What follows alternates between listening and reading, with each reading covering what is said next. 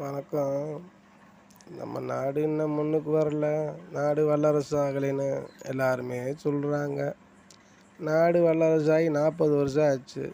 இன்னும் நாடு வல்லரசு ஆகலை, நாடு வல்லரசு ஆகலைன்னா நீங்கள் பணத்தை பூரா அமுக்கிட்டீங்கன்னா எப்படி நாடு வல்லரசு ஆகும்?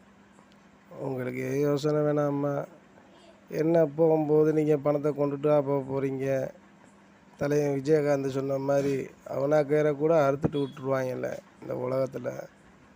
தெளிவாக பிழைங்க, சம்பாதிங்க, வேணான்னு சொல்லலை. 4 பேர்த்துக்கு உதவி பண்ணிட்டு நல்லா சம்பாதிச்சுட்டு காரு பங்களாவோட வாருங்க. உங்களை யார் கேட்க போகிறா?